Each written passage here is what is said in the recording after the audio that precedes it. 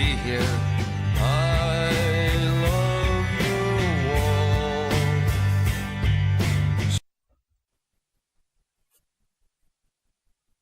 Hello and welcome to the Scannain Podcast, your weekly look at the world of film news, Irish and international. I'm Darren Mooney, and joining me are... Grace. Sorry. Luke. Philip. So we're going to talk about the usual here. We're going to talk about the weekend film news. We're going to talk about the top 10 and the new releases. But we're going to start with what we normally do. So what have you watched this week, Grace? Okay, right. Well, I have two new watches this week. The first of which is likely to prove contentious, and that's Mandy, which has divided opinion massively on the contributors in this podcast, I But think. luckily enough, we've whittled the two of them with the strongest Yes. opinions off this The week. two most negative opinions are not Ooh, here. I don't know about that now. I doubt you're as negative as Jay was. Oh, so. okay. Give it a second. Give it some time. But yeah, I don't know if maybe I'm a sort of a minority voice here, but I really enjoyed this. I suppose I hadn't seen a trailer or anything going in, so I wasn't really expecting anything in particular. And the opening slog that everyone is calling it didn't even bother me that much. I was kind of going with it for a while, mainly because Andrea Riseborough is fantastic to look at, even when she's not actually doing anything, which is what's happening here. But thereafter, when it just goes completely insane, like John Wick on LSD, I was so into that. I was actually very surprised at myself. I don't know. It worked for me. I admit it's completely ludicrous and over the top, but it worked. And yeah. What words can one use to describe it? Bad. Is one word. It's the kind of film that while I was watching it, I was very conscious of, this is definitely going to get an audience. And I don't mean that in kind of a dismissive way. Somebody will like this. No, but I can't deny that it's like a very well-made film. I never saw Beyond the Black Rainbow, but you can't say this is obviously a very well-directed film. The music in it is fantastic. It's doing everything that it's doing on purpose. Nicolas Cage's performance in that is a very conscious on his part, and people. This is so tiresome when people act like Nicolas Cage doesn't know what he's doing. He knows. Of course he does. It pays his taxes. And he's retroactively. There's an art to doing what he does. He's doing Nicolas Cage turned up to 11 in this, and it's very effective, and Riseborough is great. It's just, all together, the film just really got on my nerves very quickly. And that's just a personal thing. Mm-hmm. And people talk about the worst thing a film can be is boring. But I've never really agreed with that, because I find that a film that is boring you can get unboring. But a film that irritates you, it's very hard to come back from that. And I just found the kind of overwhelming, in-your-face kind of way that Mandy presents itself kind of wore me down quite quickly. And around the point where it kind of hits the point of no return plot-wise and things really get going, and revenge is... A dish best served with a chainsaw. Best served with drugs, and that was. Everyone's getting very quiet now. That was the point where it kind of lost me irretrievably. It is a very visually impressive film, but I just kind of found it just very kind of meh, vulgar, and just the violence in it I just found to be completely empty and kind of. As a film overall, I just found it a bit hollow and disappointing. And we were discussing this last night on the 250 podcast. It's not on the 250, I take it. This is where we hyperlink when we use words written down. We were talking about how my problem with the film is 90% the film's fault, and in fairness, 10% the audience's fault. Just because I was surrounded by a full house, which is great. For any film, for most films, but surrounded by an audience that just were there to just laugh at Nicolas Cage making funny faces. Why else does one watch Nicolas Cage movies? Because sometimes he is just really compelling. But here he was kind of annoying. Yeah. It's funny though, because the way that you describe your increasing levels of annoyance in this is exactly how I felt watching Halloween, which is my other new watch of this week. But we'll get to that later. And okay, we'll come back to that. But yes. Ooh, teaser. Well, I mean, we're going to talk Is about... there more to talk about with Mandy? Okay, but it's Oh wait, more is Halloween like a new release? Or are we Yes, keeping? what was Okay. in the top 10. Okay. But listeners have that to look forward to. What Where else did you will it watch? be? Yeah, ooh, these are the questions. Other than that, I rewatched Arrival from, when's that from? Like 2 years ago, I think. 2015, I think. Sort of, right, yeah, right. 2015, 2016. Yeah, it's 2016, actually. Oh, yeah. yeah, because I remember that coming out when I was doing my masters. But yeah, no, I loved Arrival. I loved it immensely the first time I saw it, and I love it even more the second time. I'm kind of glad I took the 2-year break between viewings though, because this film emotionally destroys me, and there's no other way of putting it. Like by the time you get to the end, like somehow I thought that, you know, this time sort of knowing the twist and sort of knowing what was coming and everything else, it would be easier, but it was actually so much worse, because now I can see all of the points where they very blatantly hint at what's coming, and the way it's structured and so on to lead into that, so that by the time you actually get to it, it's just incredibly painful. But on a non-emotional note, I really like Arrival as a study of autonomy and choice, and I really like the way it's presented. It's such a stark film, like it's very kind of bleached and colourless in the way it's presented, and I really like that because I like the way that aesthetic sort of peels back all of the obvious sort of emotive or sentimental layers, so that by the time you actually get to the twist and the sort of the heart of the movie, it just makes it feel so much more raw somehow and much more engrossing. So yeah, I'd also like to reiterate, not for the last time, I'm sure that Amy Adams was robbed for this, as for many other performances. The argument was that it split the vote between this and Nocturnal Animals, if I remember correctly. That is absolutely grim. I think it's possibly her best performance. I would say There, so. certainly. She's so fragile. Like, just through the whole thing, she just exudes this fragility, but it's like a steely fragility, if that makes any sense.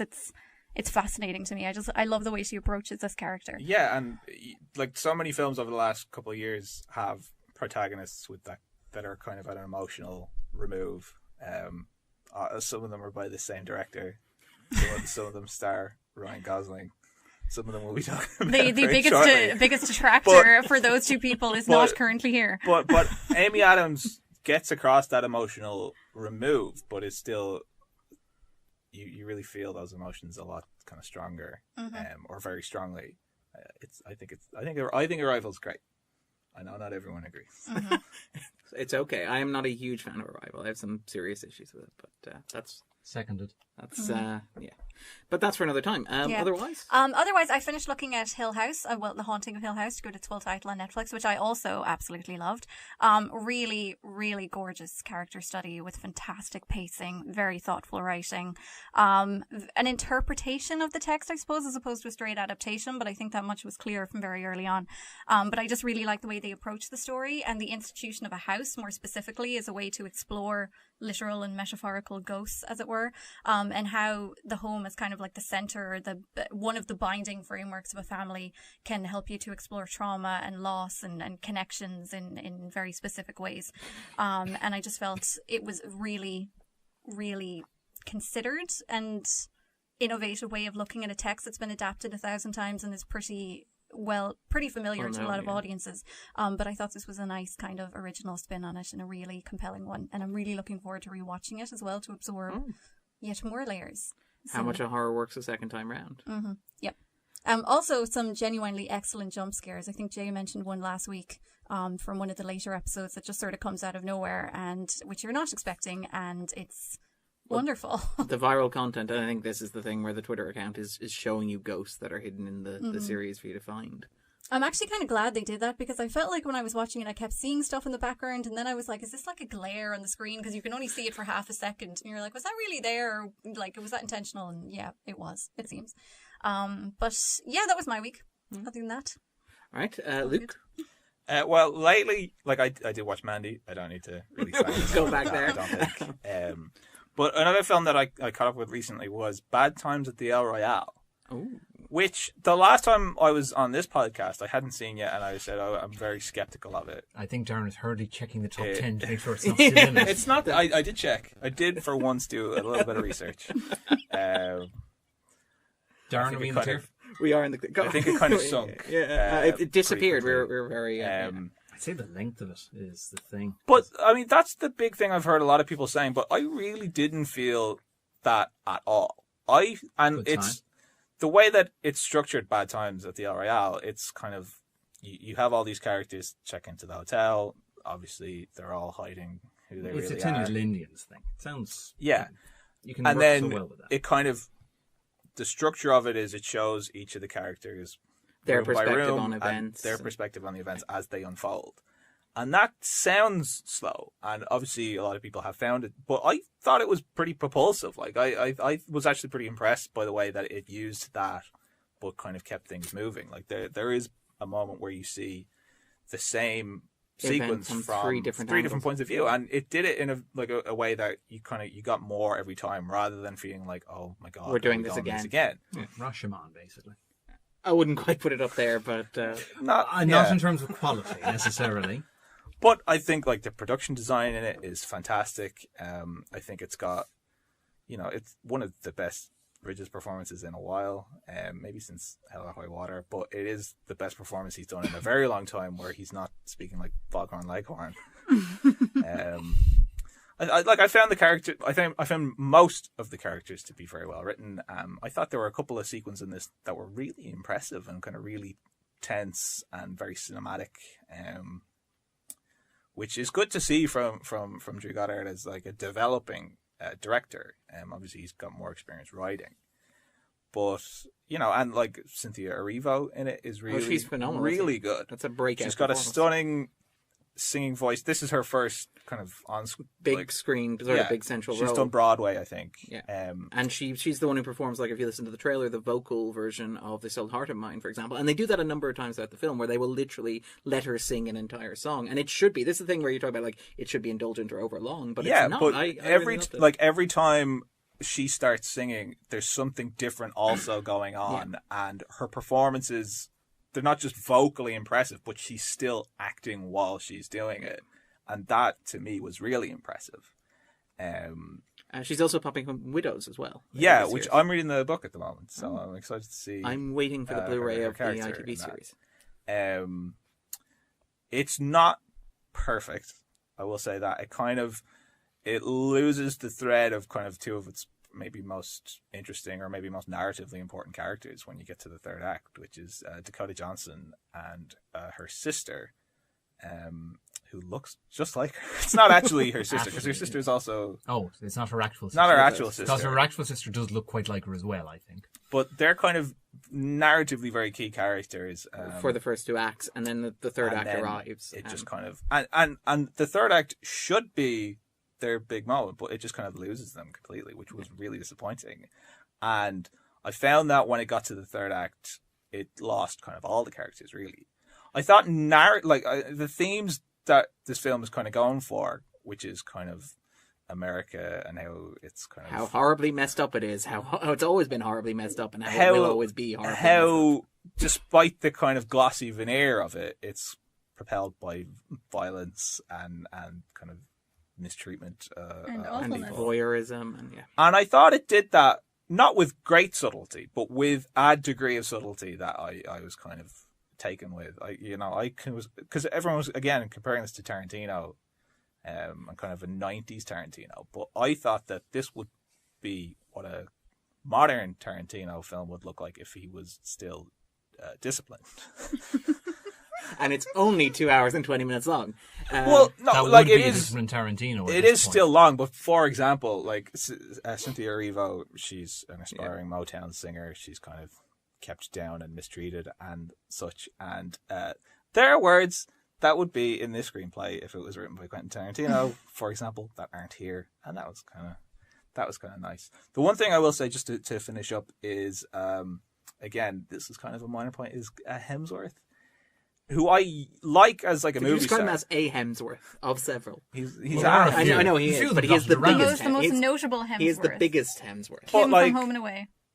physically and like his performance in this isn't like bad, and I don't think he's a bad actor. I think he's kind of comfortable in certain places, and fair play to him for trying something different with this. Obviously, he did something similar with with Ghostbusters as Goddard well. Like before. this, yeah. He worked with him on Cabin in the Woods, so he obviously would have felt quite comfortable with him. But he's fundamentally miscast as Billy Lee, this Charles Manson type, because I can't imagine this. Yeah, He's got all even these that monologues and sentence such. Had a is a gym. bit peculiar.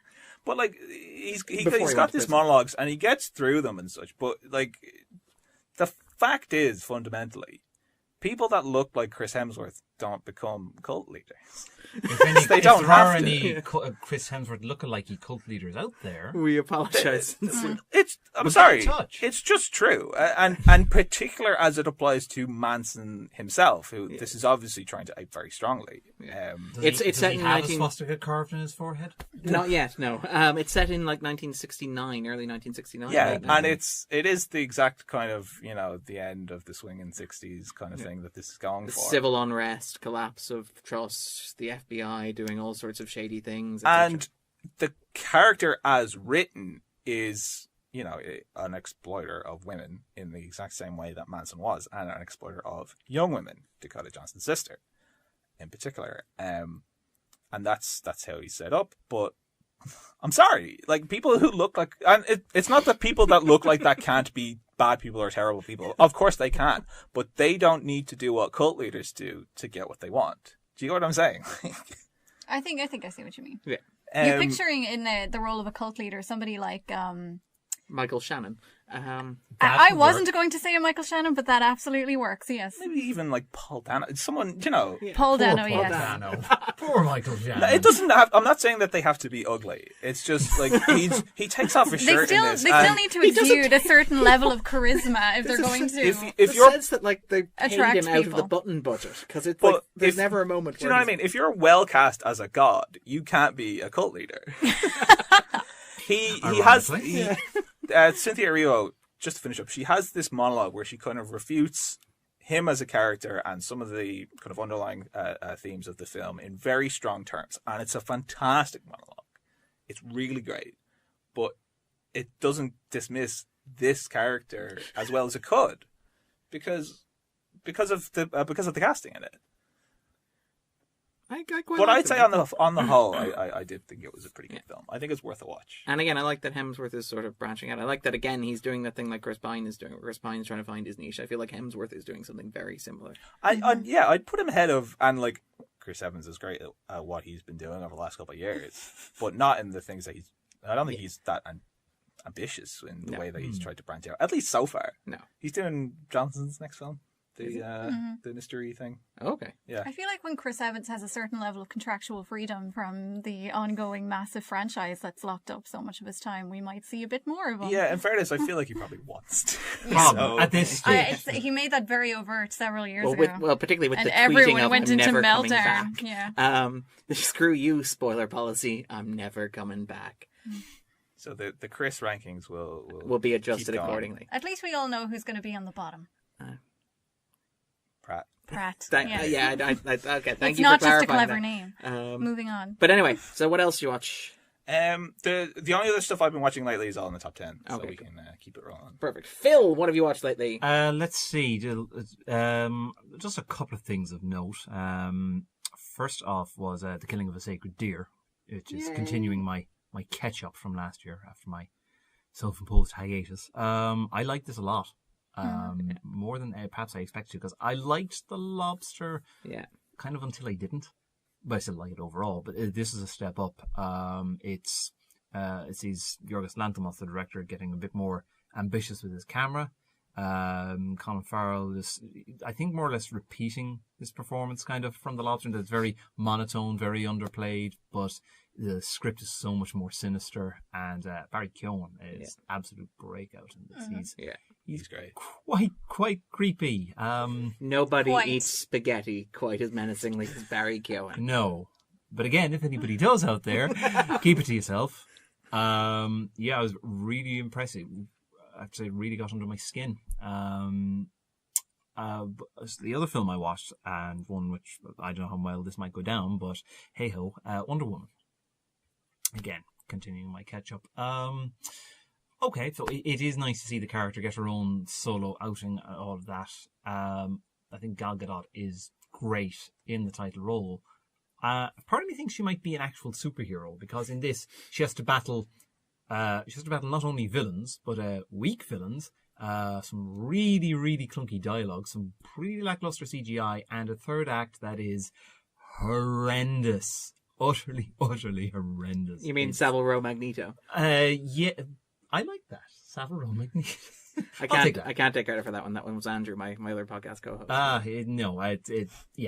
It's not. On the whole, I don't think it's great. It's mid-watchable, mostly by Gadot's efforts. She's got great chemistry with Chris Pine. The second act, mostly revolving around her trying to get to battle in World War One. There's a whole no man's land sequence that I think is pretty great. There's also just this weird kind of blend to the character in that she's this strong presence, this domineering figure, but at the same time there's a purity and a naivete to her. The fish out of water sequence. Yeah, there's like when she arrives in London. There's a lovely moment where she tries an ice cream. Yeah, and it's like there's this childlike awe on her face. It's wow, it's actually really sweet. It made me really feel for the character and just hope that she might get a better film next time around. I know Patty Jenkins, who did this, is doing the sequel. Although, who knows what's going to become of those now that Justice League has tanked. Well, I think this one's pretty safe because it's the only one that people liked and it also made money. It's of the ones I've seen of this particular iteration of the DC universe, it's the one I liked most, which isn't saying a lot. They have pushed it back, though, haven't they? They have pushed it back, but into the summer, which is a good thing. Warner's famously avoided the summer this year, pretty much. They're going with their biggest releases like Aquaman and Crimes of Grindelwald, but they're both out of summer. Crimes of what?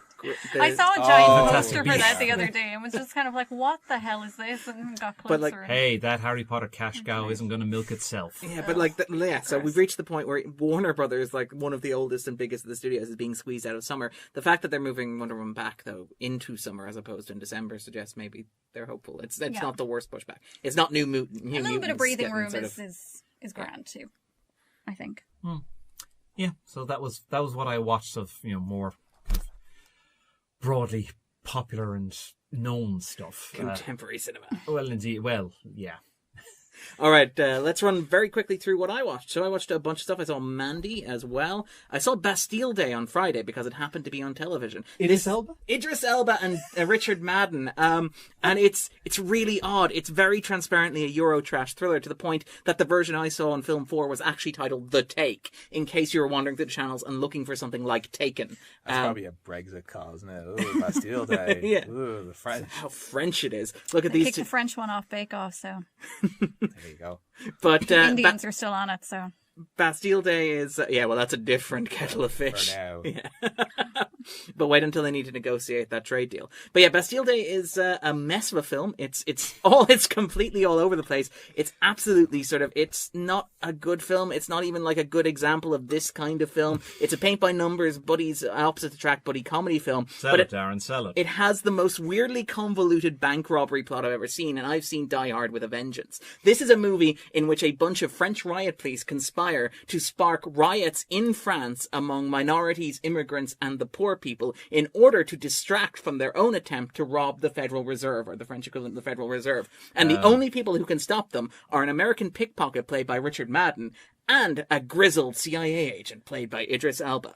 And it's nowhere near as fun. I'm just going to bring my history degree in here to say that the authorities in France whipping up the lower class sounds unlikely to riot for their own commercial gain is actually pretty common. So. Yeah, but rarely in like a Die Hard with a Vengeance knockoff type plot. Let them eat. I'll give you that one. I also, because it was the release of Halloween this weekend, and because I've been on a bit of a Carpenter binge recently, because again, and Carpenter's going under this wonderful reappraisal lately. I think Keith Phipps did a wonderful ranking of his films at Vulture, which is very worth a read. Let me guess, you put The Ward at number 1. No. Good. But yeah, so I rewatched Assault on Precinct 13 because it happened to be on television. It is and remains a fantastic film. It's one of those great sort of 70s breakdown societies, claustrophobic, anxious sort of thing. The only issue with it, and the only thing that holds it back from being one of Carpenter's absolute fantastic best films, is the fact that when you're watching it, you get a sense that he's literally waiting for Kurt Russell to manifest himself. In that he's cast this actor as Napoleon. Are we not all waiting for Kurt Russell to manifest himself? I can't wait to see him play Santa. Because we know we're building there, yeah. But I'd watch that. Yeah, But yeah, so Assault on Precinct 13 is still fantastic. It still holds up very well. But again, you're watching this like wise ass, sort of badass, sort of outlaw character, and you're like, who should be Kurt Russell? who should be Kurt Russell, but isn't. And that's the one thing that holds it back. Also rewatched Mamma Mia, Here We Go Again as Mooney Family Movie Night. It's great fun. It's pure joy. The only issue is, again, the finale is a little overextended. It goes on a solid 20 to 30 minutes longer than it needs to, particularly when that's a Cher fair shows point. up. Yeah. Up there for those 20 to 30 minutes. But Give me 30 more minutes. but I absolutely love it, and in particular, it's great fun. It goes with. I love the application of The Godfather 2 to an ABBA jukebox musical. It applies the plot formula of The Godfather 2 to an ABBA jukebox musical, and it works beautifully. And I also adore the fact that, like, at its core, it's about a woman who falls in love with and sleeps with 3 men over the course of a very constrained space of time, and it never shames her for that. Which is absolutely fantastic. It's a wonderfully sort of relatively open-minded film as well. I also rewatched because they happen to be on all 3 of Christopher Nolan's Batman films. Just for Really? Happened to be on. Really? Is that Yeah. right? Yeah, I sat down. I had to. Pull the other one. How did they happen to be on? Book club. if you want to know, like, this is, I think I described this to Phil and he described this as the quintessential Darren moment. I was reviewing a press copy of a new critical history of the X-Files, and I decided I turned the TV on in the background, and what happened to be playing on the TV in the background? These 3 films. And What a coinky dink. I know. Are you sure you weren't dreaming this? This is like, yeah, This is like brand Nirvana. Darren. Yeah, right here. That's Darren's Pinterest board. It's just X-Files Made and flesh. Batman. The Darren starter kit. Yeah, right there. By the way, the book I was reading, which is Monsters of the Week by Todd Vanderwerf and Zach Hanlon, is very worth reading. That'll be out at the end of the month. And I also do an interview with them for another podcast, but that's a different thing. The wonderful thing about the Dark Knight, and the thing that I really loved about it, is this. The one thing. Okay, there are so many things that I love about this. Chapter 1. Oh, fine. Okay, Go get a cup of tea. Go on, tell us. No. tell us. No. I also I watched. If you're gonna make me. No. This is my fault. I'm being cruel. I watched Sorry to Bother You. Oh. Which is interesting because there we go. That got a much better response. That's just you punishing us. What? The trailer for that is utterly bizarre, though. I have no idea how I'm going to feel about it. It glorious. sounds strange, all right. It's pure It's cinematic weirdly, I was sugar. on board until I saw the trailer, and then I was kind of like, Really? yeah.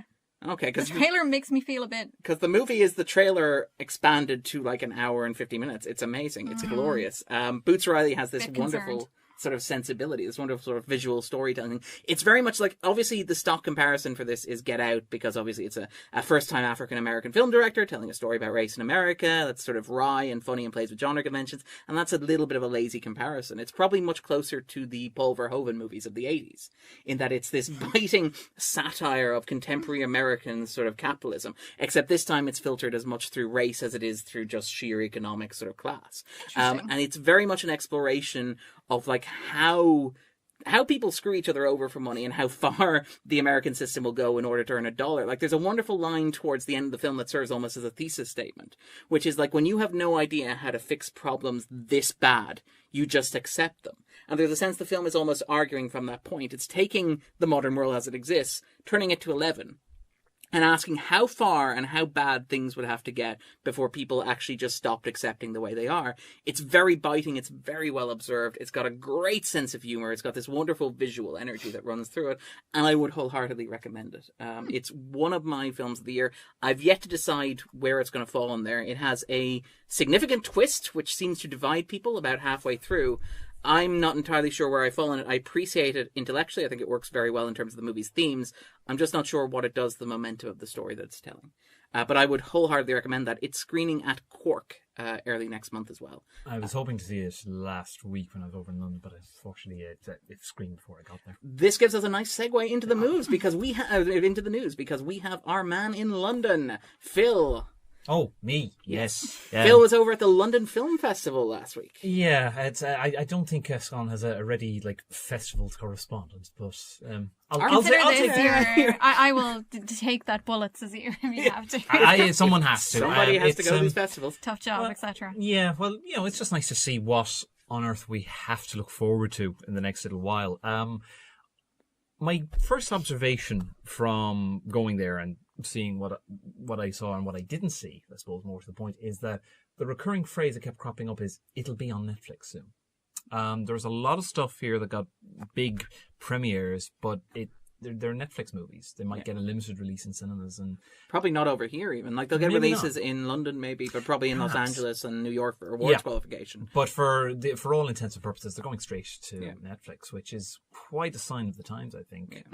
But the fact that they're showing at film festivals, perhaps it's showing that some sectors of the industry at least are cluing into this. Yeah, not Cannes though. No. But What would the French be if not notoriously intransigent? They're really taking a beating on this episode. Yeah. Take that, Bastille. I love the French as much as the next person, but that's a fact. no, that's a fair point. But, Oui, c'est vrai. C'est absolument vrai. Mais they'll learn. Maybe. So like before I got there was stuff that played that I was sorry to miss, like say for example Alfonso Cuarón's Roma, his Fellini tribute, or say The Ballad of Buster Scruggs, the Coen brothers. It's actually a miniseries, but which they edited down to a 2-hour movie for the purposes of the festival. This is one of the ones where there's some discussion about this, where it was announced by Netflix as a miniseries, and I think they've come out and said they intended it to be a film or something like that. There is from what I've heard, like these are 2 films that I ended up missing, but again, I'm not too pushed because they're going to be out. Roma's out at Christmas, and Buster Scruggs is out in November. Yeah. From what I've heard, it actually sounds like it would play better as a miniseries. Apparently the film is enjoyable, but perhaps a little disjointed, perhaps even more so than, say, Hail Caesar, which I enjoyed immensely. But Darren's doing his little happy dance.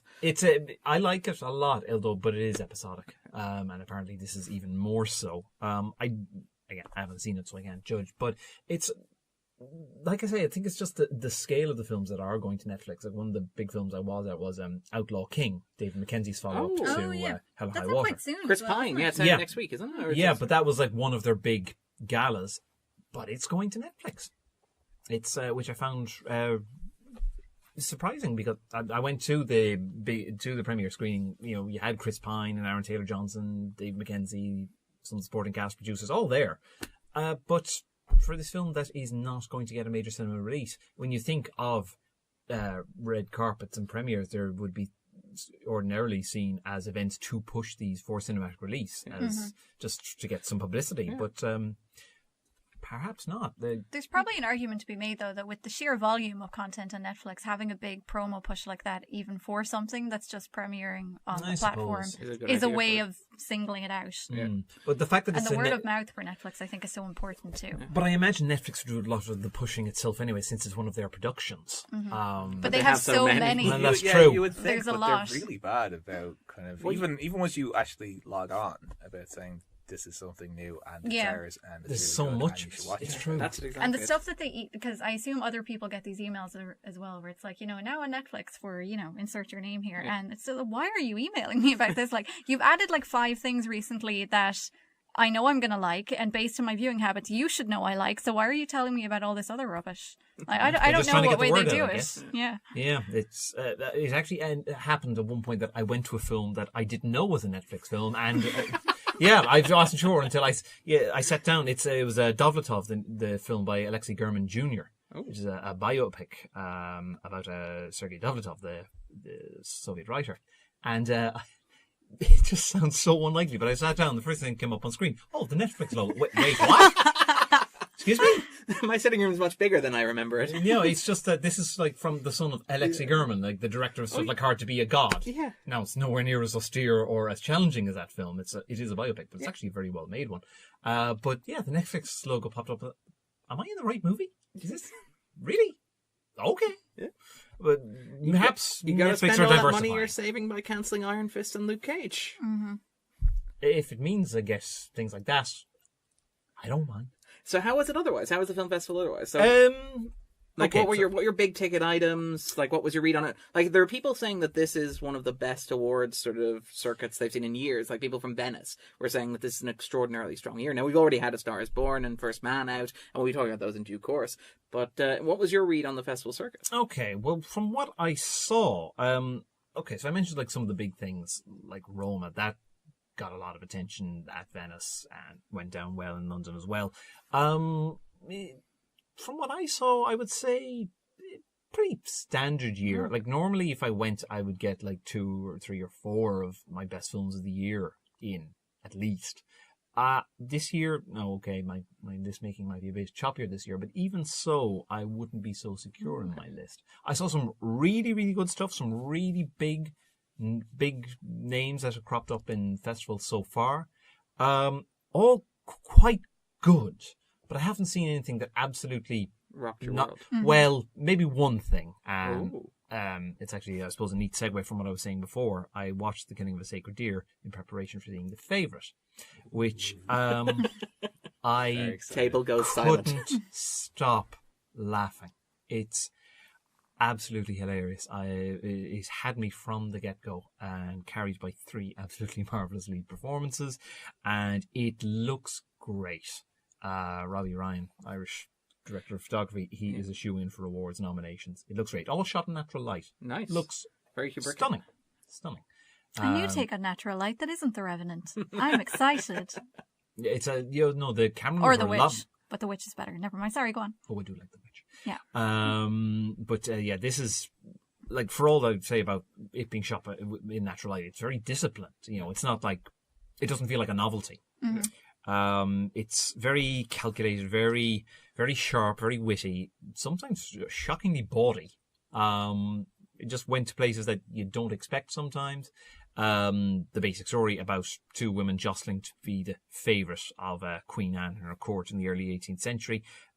It's a love triangle, essentially, but the cruelty that these women inflict upon one another, you can't but kind of laugh at how far they'll go just to get what they want. Out of curiosity, is this like, would this be a more accessible movie than, say, The Lobster? And I would say this is most accessible so far. Yeah. Compared to what? Dogtooth? Yeah. I think The Killing of a Sacred Deer is a tough sell. I remember going to see it and really liking it, and then people at work saying, "Oh, what's this like?" And I'm like, it's a tough one to explain. And yeah. it's a very hard one to sell, I know, for Sam, despite loving it. It was and you're also, it's also kind of one of those things that you feel like if you send someone unsuspecting to see it, they might never talk to you again. Exactly. No, The Favourite will go down much better. Like I say, a little bawdy, but it's just brilliantly funny. And also, just shockingly, Nicholas Hoult is one of the best things in it. I'm shocked. I am not shocked, but I feel like I've had more time for Nicholas Hoult than most. No, I used to find him annoying, and now, no, he's... I think he's got definite potential if he gets a He's good got comic role. timing to beat the band, I can tell you that. Yeah, I think he could be a shining star. This is going to be his Holt and Catch Fire moment. Anyway, that was my best film of the festival, but I'll give a shout out... Everyone ignored that. Sorry. But I'll give a shout out to some other big ticket items that I saw. If Beale Street Could Talk, Barry Jenkins's follow-up to Moonlight. Ooh. Now, I like Moonlight a lot. I do. Maybe as all right-minded people do. I don't maybe might like it quite as much as some. I mean, don't get me wrong, it's excellent. It really is. I would say I liked this about as much, even though the praise this isn't quite as effusive as it was for Moonlight. I think Moonlight's won Best Picture, so it's this isn't. I don't think this is quite going to get that far. It's still excellent though. It's a story about a young couple. She's expecting a baby, and he has just been imprisoned. And is it based on James Baldwin novel? It is based on James Baldwin novel, and Jenkins is very faithful to it. Though he does add in some scenes of his own. Apparently, this is very the Dave Franco scene, I think, is one. Yes, which didn't take me out of the film quite as much as I thought it would. There's a couple of famous faces that crop up. But by and large, it's actors who you might have seen in smaller stuff, but this is going to be their breakout turns. The 2 leads, played by Kiki Lane and Stephen Jones, they're 2 of the best performances of the year. It's got that same colourful palette that Moonlight had. It has this... It has bright colours and yet this melancholy tone that it has a lot in common with Moonlight. Basically, it's the same kind of playbook. Whether or not you find the story hits you as hard, it is still a tale about injustice against African Americans.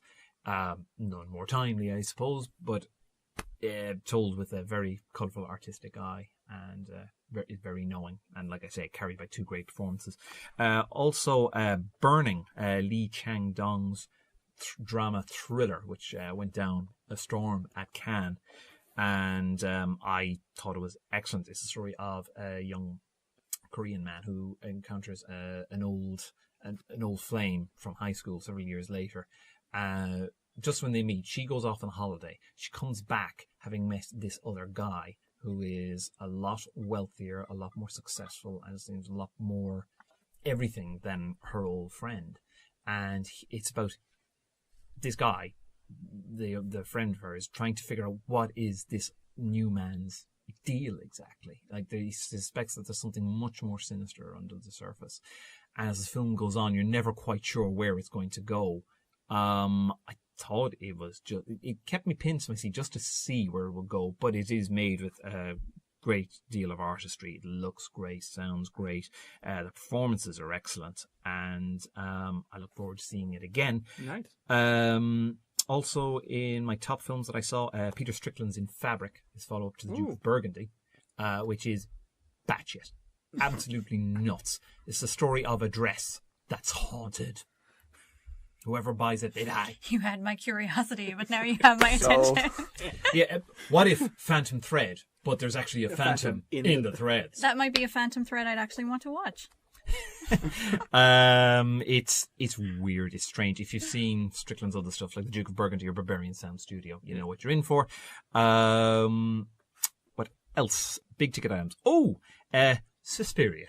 Oh, the new one, obviously. Premiering this weekend in Ireland anyway at the IFI Horathon. Yes, indeed, and previews at Halloween. No, this weekend. I'm losing track of time. Are there previews this weekend? Not previews. There is a preview in the Lighthouse as well. Yeah, I think on Halloween night they're showing it. Yeah, but like you say, Irish premiere at the Horathon. And have you all seen the original? I have years ago. Okay. It's a very, very different film. I've heard that. It's a very different colour palette, which wouldn't be hard because Argento's original is so bold, so candy coloured, which is just not what you expect from a horror film. For a lot of it, Luca Guadagnino's remake, this is from the guy who made Call Me By Your Name. I can't put it together. It's quite muted until it's not. It's got a lot to say until it goes somewhere else. It goes along so far. And it seems like it's trying to say some things. And then it all just kind of pulls the rug from under you. There's scenes of unbelievable violence just because you've never quite seen stuff like it. There's one scene in particular, which is, you might have glimpsed in straight where one poor girl gets dashed around a room. It is early on in the film, but I could hear the levels of discomfort. And this interests me because this is one where everybody coming out of it is like, I have no idea what to make of it. Yeah. But it's interesting. And I'm on board with interesting. I've had to let it stew, certainly in my mind, for a while. It's trying to do a lot. I'm not sure how successful it is. Like, it's set, like the original film was set at a ballet school in Germany. Yeah. Vaguely. This is most definitely in Berlin in the early 1970s. Yeah. It's like the ballet school where everything takes place is right by the wall. And all throughout the film, there's you can overhear snippets of like news reports of attacks by the Red Army faction and the Baader-Meinhof gang. And it feels like the film is trying to say something about, sins of the past coming back to haunt the present and things like that. All the while, the central story of this mysterious ballet school where students are disappearing and basically bad stuff is happening. It never seems to quite gel. I'm not quite sure what some of the ancillary stuff has to do with the main thrust of the story.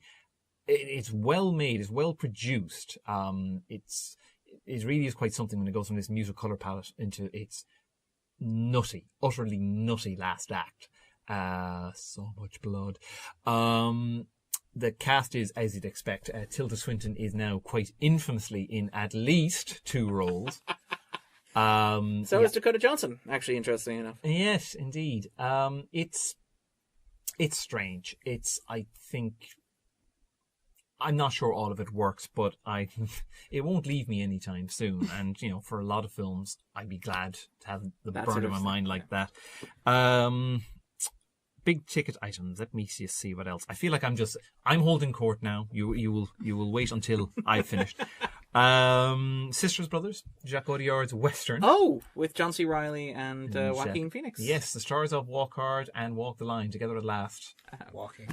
I really hope this is good. I read the liked book it. and I really It's liked it. not out until April here, if I remember correctly. There's some sort of absurd release date in the UK and Ireland. for this. Really? Yeah. Oh, I'm very glad I I saw bought this the now. book in like March of this year from a bookshop that had a little sticker saying "Coming to theaters soon."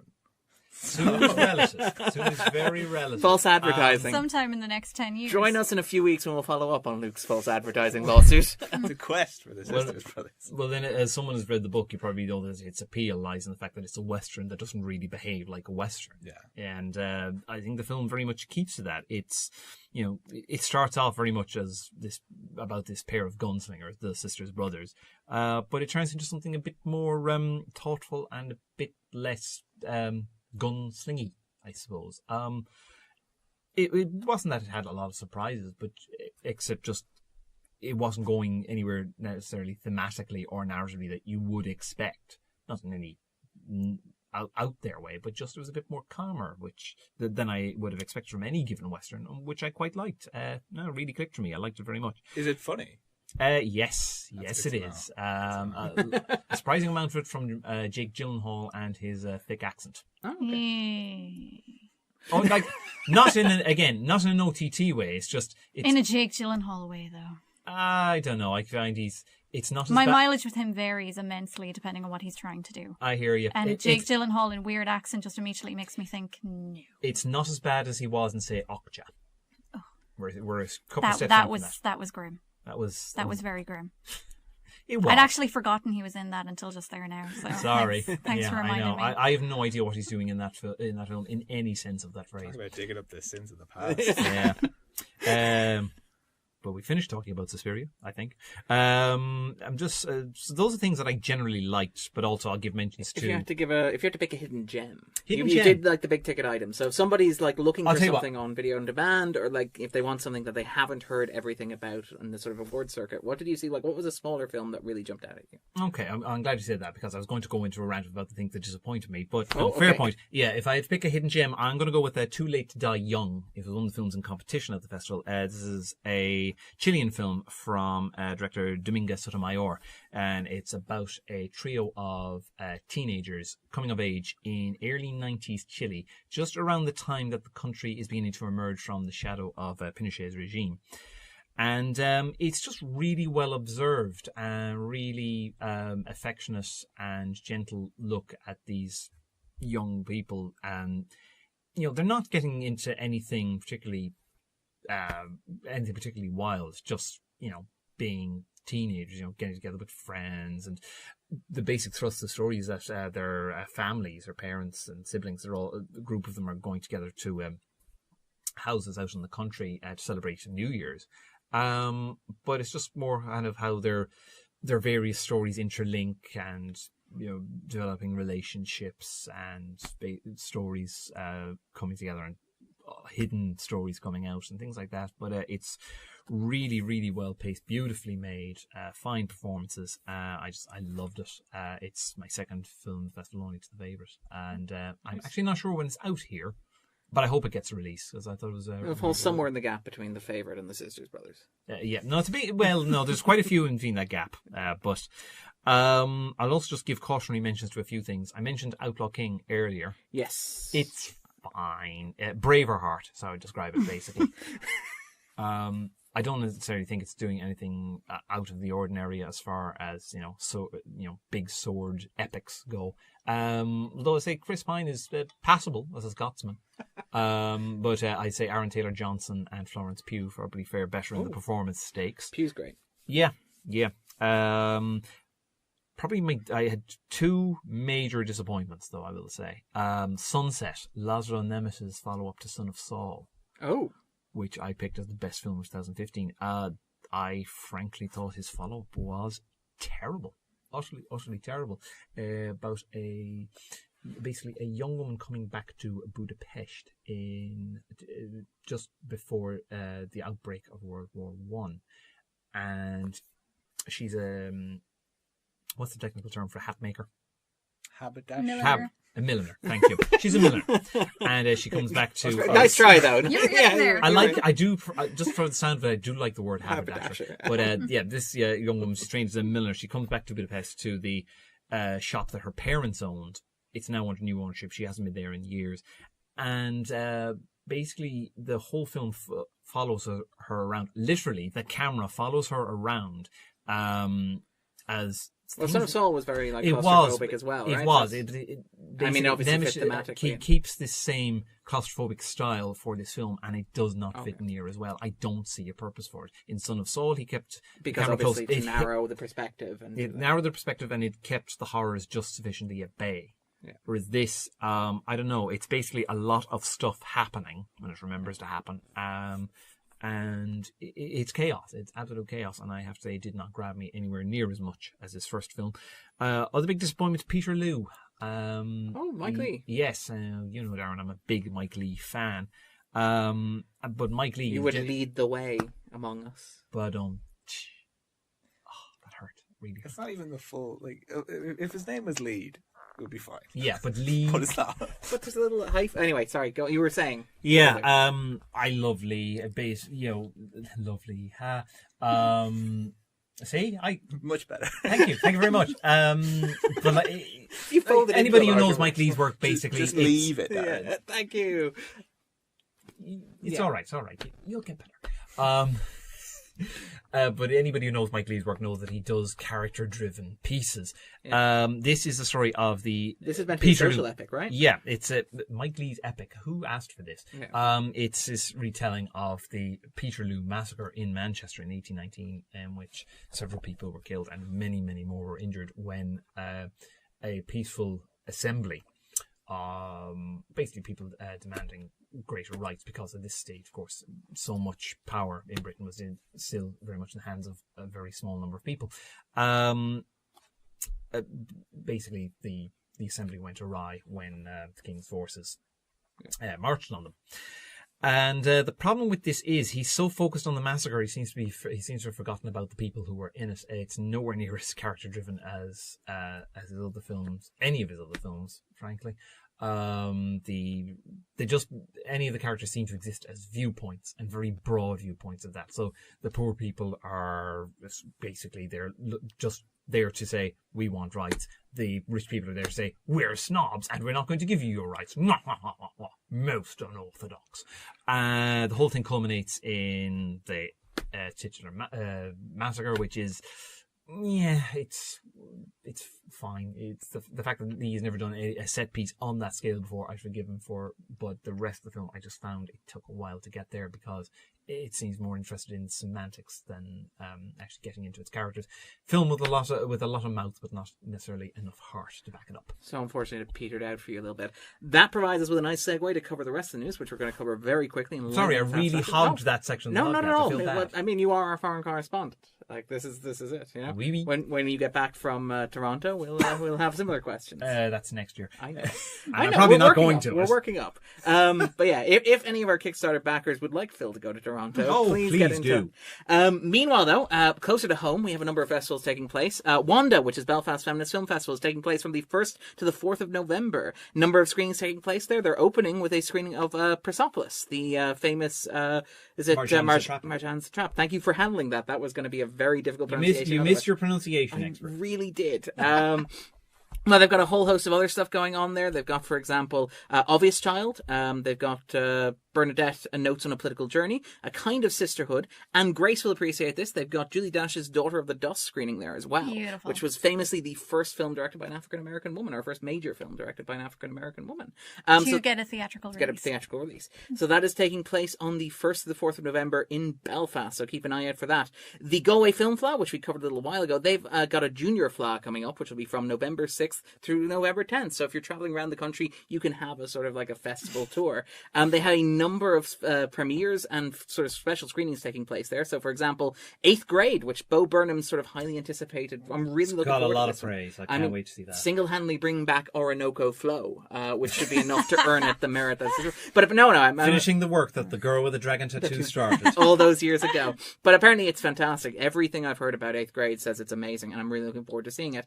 They also have, along the way, they've got screens of Metal Heart, which I think people saw at the Fleadh itself, which is O'Connor's film, which is apparently very, very good. And they've got a number of 25th anniversary screenings for kids who like older stuff. So, for example, Dazed and Confused is screening there. Yay! And Batman Mask of the Phantasm as well, to mark the nice. anniversary release. Arguably still the best Batman film. Yes, it's very much on the short list. It's in the top 5 at any rate. And there are that many. But there are that many good ones, Chris. That many good ones, Phil. But, You're going to call me Chris. I was going to call you. I'm not among the Chris's. No, you're not among Sadly. the Chris's. Though I did see Chris Pine. But so Mask of the Phantom is screening there. But let's move on and take a look at the top 10 very, very quickly. So at number 10, an entry carrying over from last week, it's Claire, the Polish film Clergy, which I haven't seen and I don't think anybody here has. This must have been fun. I love when these. just check I out. just remember, it's been a long time since I've been on one of these podcasts, but I always remember when these things would creep in, we just look at each other and go, what? Yeah, what can we talk about here? This was was it last week or the week before when Aida or something was in there and we were just like... Jay's a big fan of those. Cliff Richard's 60th anniversary Cliff concert was in Richard last. You're one, of joking. course. No, that was last week. And look, that's a nice segue to talk about number 9, which is Samson and Delilah at the Met Opera 2018, which earned a weekend gross of €22,000. Those cultured people are very committed. Yeah, Very committed. to their I've art. said this before when these things came up once upon a time. I'm not surprised. I mean, how often do people get to go to the opera? Yeah. That's it, and I it's like much when more. you get a good National Theatre live screening and they're always packed. It's like, yes, because we don't have the West End here. Exactly. So we're going to make do with what And we've got. it's it's much cheaper as well to go out. Obviously, you don't have to buy plane tickets and stuff Yeah, like that. But absolutely. even just in terms of cinema, It's you cheaper hire than a the base. cinema. It's cheaper than a theatre ticket. Absolutely. That's it, exactly. Generally. At number 8, I didn't even realize this was out, and I kind of sorry that I missed it. Hunter Killer. Qu'est-ce que c'est? What's this? This is the Jared Butler submarine Oh, Jared, that's With fine. Gary But Oldman. let's move where on. he has to No, rescue no. the Russian. Jared Butler We're submarine. not going to move on until we've had a good laugh. Yeah. Let's move on. Yeah, let's move on. I kind of want to see this, though. It's I not mean, how Oh, come on. bad wait it until is. it shows up on Netflix. I think Isn't its it most from recent effort is director showing of up there soon. White House Down. Fallen. Olympus Has Fallen, White House Down. Olympus Has Fallen is Channing Tatum. White House No, No, White it's House the other way Down is around. Channing White House Tatum. Down Oh, is okay. Channing Olympus Has Tatum. Fallen. And White House Down is great. It's really fun. London Falling or whatever. London That's Fallen a and sequel Olympus to Fallen. Olympus I've Has Fallen. seen that one and it's one of the grimmest cinema experiences I've ever had. Oh, yeah, it looks. And this You was on couldn't say. Jared. I saw Olympus Has Fallen. That was Didn't more he than brief enough. the White House about this film, Jared Butler? Yes, he did. He briefed the White House press corps about this film. Like briefed Oh them my about, goodness. but like I'm what? sure it was brief. I mean, to be honest, part of me wonders if, the White House press corps didn't just assume he was the new secretary of Were they trying to whatever preempt a kind of War of the Worlds? Like, situation where don't Russia, worry, this isn't happening. this is actually just a film that myself and The Gary Chinese Oldman are are not making. actually invading. Also, I saw a massive poster for this while I was over in London, and Gary Oldman is on it, and he just looks like an even more anorexic version of Bowie from the Black Star video with this really bad wig on. Jesus. Yeah. It's like, There's have nothing you, to have you recommend just given this, up, Gary? essentially. Since you've got the Oscar now, you're just like, whatever. Yeah. Can you imagine? Sorry. Speaking of whatever, at number 7, it's Venom. No, I sent someone from work to see this today. You haven't gone to see it yourself, though. I'll go at some. I have a whole week off people, next Luke- week. people Luke, by used to the way- send canaries. Look, for some people, saying that Tom Hardy is in a movie is all they need to hear. I'd be one of those people. I like Tom Hardy. And Yeah. this is primo And this Tom woman Hardy. was like, "That'll do. I don't care. I just want to go to see something." I've So watched off she some goes. crap because Tom Hardy's in it. Same. but not Venom. No. At number 6, and this is probably one we're going to talk about a little bit, it's First Man, which I think Luke saw. Yeah, this week. this was one of the things that I saw recently, and I really liked it, actually. I like how you built up the tension there. Dramatic pause. Which side of the table are you going I do take Grace's point about the visuals of the film. We were talking about this recently. to? Yeah. It It would have annoyed me less, I think, if I saw it on a smaller screen. the scenes that aren't set in space that have that kind of very, very close in Home movie sort of quality shaky almost, yeah. kind of visual style are very. They don't go with what I don't feel like they go with what they're trying to do. Like there's one scene in particular that I remember where Claire Foy is crossing the street to talk to one of the grieving wives of one of the astronauts. And it's done a long take. And it's a long take, and handheld. the camera is going all over the place, and I'm like, why is this happening? Like, what does this have to do with what I'm looking at? That was distracting, but when it was in space, I thought it worked great. Yeah, I thought that the space stuff was really, really impressive, particularly from Chazelle, who wouldn't really have done something like that before. On that Like, scale, yeah. I know not everyone loves him, but I thought he is trying to kind of stretch himself and try different things. Nothing wrong with that. Yeah. I thought Gosling was very good in this. Again, a divisive figure, but the person that he's playing is kind of known for being kind of taciturn and sort of like I don't want to say repressed about a real person, but introspective. Yeah. And I felt like it got that across, and it kind of got across. What's it called? Intrastellar. The film's kind of central kind of thesis of him as kind of a grieving, emotionally withholding. You'd never get the grieving, what with the ham-fisted layering of it over and over again. It is ham-fisted. Like the where it kind of takes that grief is so Hollywood. Like, and I had no idea that he had this like a daughter who died so young and all this. But like, there's no way that he did what he does at the end of the film. Like, that's so like cheesy and so out of kind of place with the tone of the rest of the film. I say I like Chazelle, but it doesn't surprise me from what you're saying that this is a film he didn't write. This is written by the writer of Spotlight. Yeah, Spotlight, which is it's functional. He also wrote The Post, which I saw not too long ago. Holy crap! What a snooze. So I'm just. I also like. I also love Spotlight. I like Spotlight. But I should have liked this more. Clearly. I just should have been singing its praises. Sorry. Darren, I don't think that this emotionally repressed of a story was ever going to appeal to me, though. In hindsight. Well, it's the character. It is now in comparison to what I was saying earlier about Bad Times. Like, this is, you do feel the length with this one a bit more. I felt because of that kind of emotional repression, and because it's so. It revolves so much around that one person, and for long stretches of the film, which is historically accurate, but it's not his gig for so long of the film, which kind of keeps him kind of set in one place for quite a lot of it. And you have all these kind of supporting characters that aren't really they're great actors, but they're not really characters in the film. It's kind of this laundry list of people that you're gonna forget were in it in like 5 or 10 years time. For anyone that does rewatch it, this will be a good Kyle Chandler special, we call it. Well, that's exactly it. And it's never Kyle Chandler's fault because he's really charismatic. But like, it's him, it's Jason Clarke, it's Kieran Hines. Kieran Hines is in this. Yeah. Oh, and Pablo Schreiber. Yep. And Patrick Fugit. And a bunch of other people Patrick Fugit. that just keep popping up and then disappearing. If they were like people in it, like, you'd be like, "This is great," but Corey Stoll. Sorry, I remembered another one. Actually, he's barely in it, but he makes a very good impression as Buzz Aldrin. He's Buzz Aldrin, and he has some lines. Space job. Very good Buzz Aldrin. And that other fellow from Mars Attacks, whose name I can never remember, he's in it too. Lucas Haas. There you are. Very good. Well played. I guess. I just remember he has a surprisingly big role in Mars Attacks. But yeah, I liked it a lot. I thought the music in it was really good. I liked the music.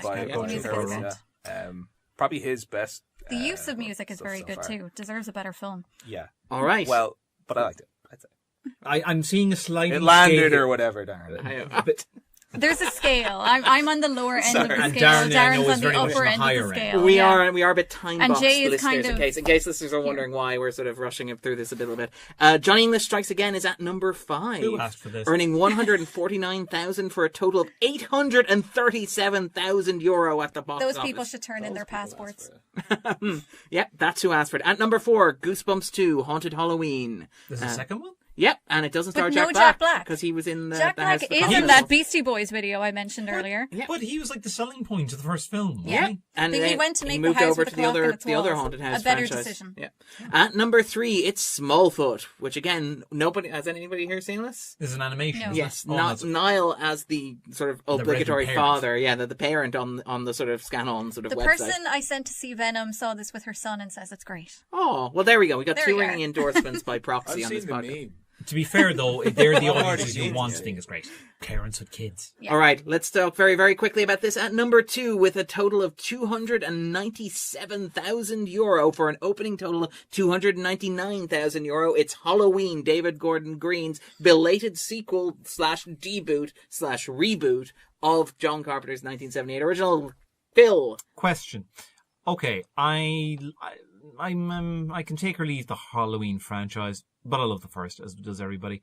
Where exactly is this coming from, besides greed? Oh, yeah. All you have to watch is the first I one. think it's aspiring to be some kind of retcon / new start for the franchise, which I'm I don't automatically feel is needed. suspicious. Halloween H2O is right there, which everyone's been fecking sleeping on for I the love past Halloween 20 years. H2O. Are you- I love Yeah, H2O. if you weren't on the other side of the table, I'd amazing. high-five you. I like it a It's lot. like you were saying last night, Luke. I'm seeing that's so what I many think. people talking about how this is like a fun new invention, and I'm like, have you seen H2O it's is fun. H2O? It's a much And- better Anyway, I never mind. reiterate the ice skate to the face. Come on. Off screen, but still. And also, Yes. poor Joseph Gordon-Levitt. Yeah. Is in the opening, don't judge us. And Anyway. also, the ending is great. Yeah. Capital G, great. Yes, I agree. Okay, completely. I would disagree with both of those assessments, but Closure, Darren. Closure. Yes. anyway, I like the closure too. Grace saw Halloween. This one I saw on Friday. I don't hate it.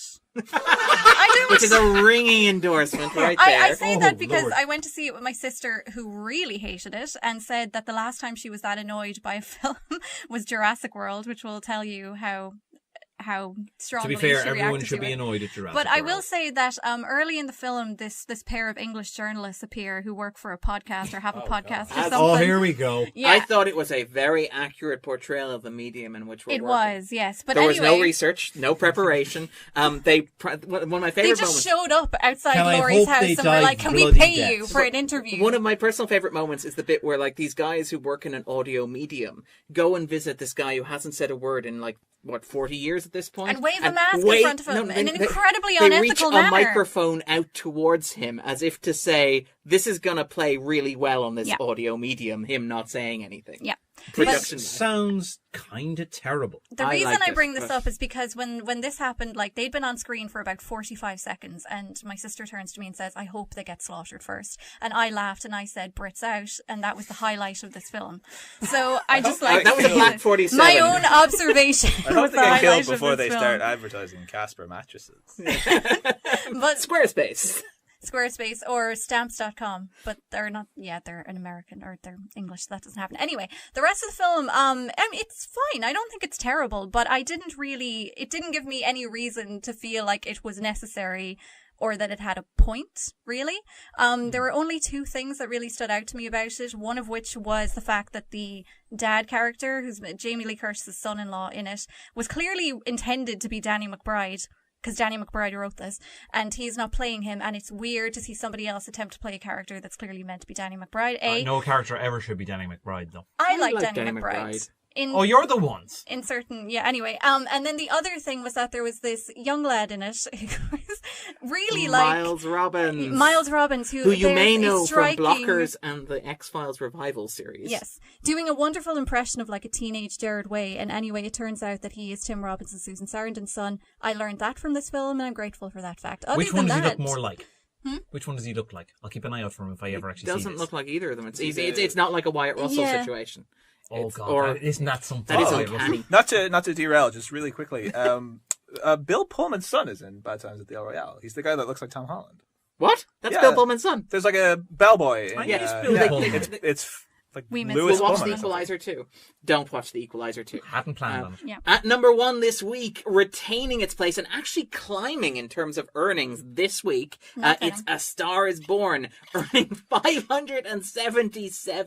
€577,000 for a total of €2.5 million to date. To give this a sense of perspective, at the moment it's outpacing the original Avengers, I Wow. believe, in terms of like Irish cinema going. It's placing very, very well, and it's going to be around for a very long time. Star is Born, star vehicle, likable leads, apparently well directed. I haven't seen it, but you know what? I'm not surprised it's this big a winner. I mean, I'm a big fan of Scott Mendelssohn's observation that maybe we've reached the point where there's like room for one adult film in a year. Think of The Martian in 2015, and that One will would just be true. hoover up. That's yeah, this that will week. just hoover up, and that's Yeah. this one. But I believe Luke has seen this. Yes, this is the other thing in the top 10 that I've seen recently, and I really actually liked this one.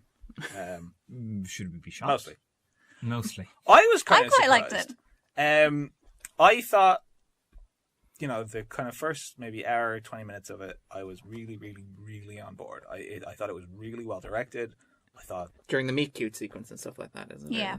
Or yeah, even but before it that. has this kind of way about it where they have their meet cute like very quickly, and like fair play for getting the two leads Together in the same room instantly. together within page 5 of the script.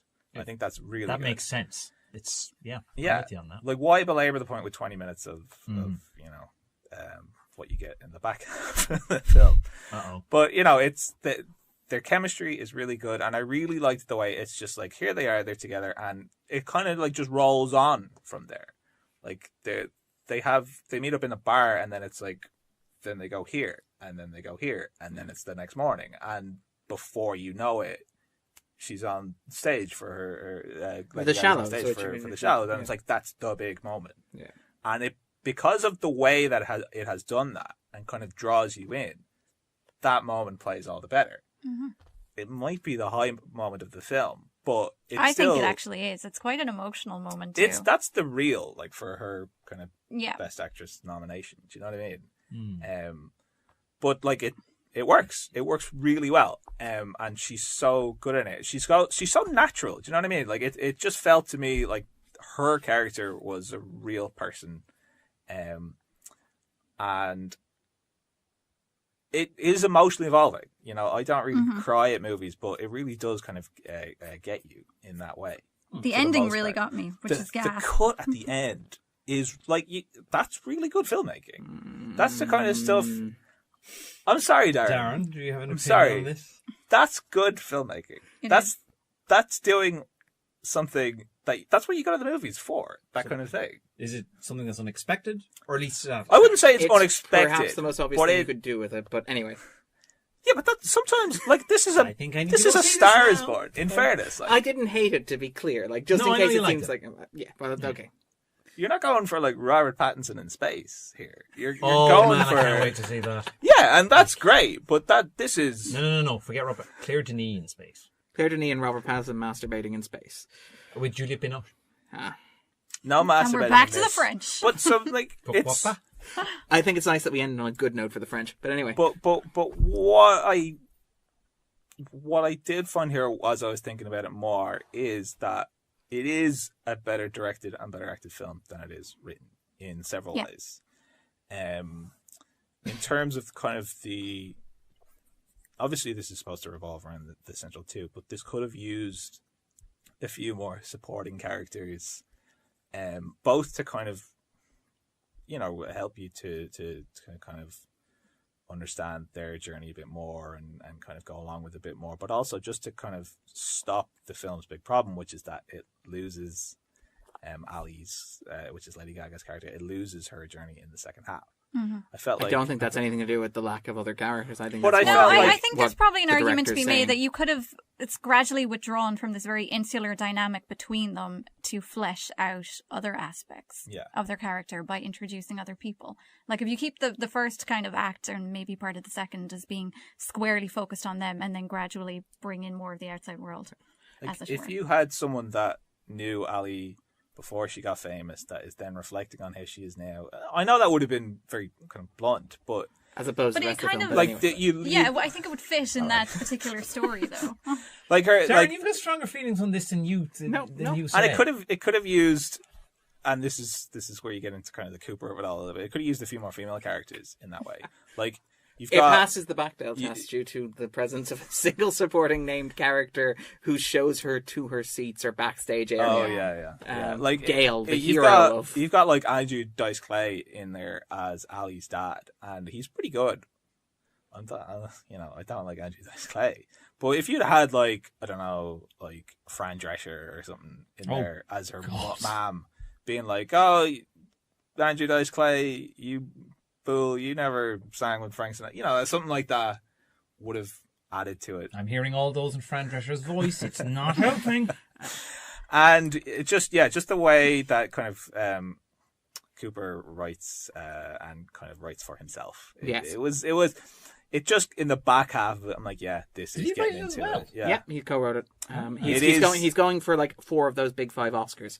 It's getting kind of self-serving. Yeah, which I didn't like, and it's problematic. In certain ways. So. All right, we may very, very quickly move through what's being released this week then. Opening this week, which I kind of am sorry we don't have more time to devote to, Sean Harris is starring in Possum, in which a disgraced children's puppeteer is forced to confront his wicked stepfather, which sounds like, come on, tell me you're not interested in that. The Guilty, which is the new movie from Gustav Moeller, and a police officer assigned to alarm dispatch duty enters a race against time when he answers an emergency call from a kidnapped woman. Bad Reputation, starring Michael J. Fox, Miley Cyrus, which is the documentary about Joan Jett. Why is Miley Cyrus in this? Well, she's commenting, I assume, on the life and times of that. An Evening with Beverly Loughlin, which is the famous follow-up to The Greasy Strangler, starring Aubrey Plaza and Germaine Clement. Clement. The French again. Français, yeah, the French.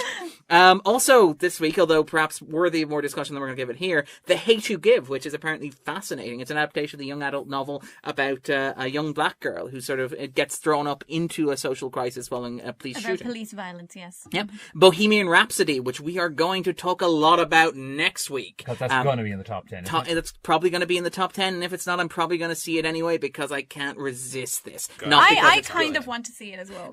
To see if it is as big a train wreck as it's been. Sadly, yes. Famously embargoed until 2 hours before release, which is always a good sign. The big Irish release this week is Ross Whitaker's Katie, which by all accounts I've heard is fantastic. I really like to see that as well. That's on my list as well. All right, take it easy, guys. If people are looking for a bit more Phil, a bit more Grace, a bit more Luke in their lives, where can they find you guys? In the ether. I'm on Letterboxd to Pixie Grace.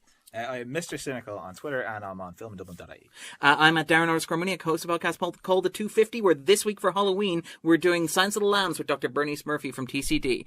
Take it easy, guys. We'll be back next week. Bye. Bye. Bye.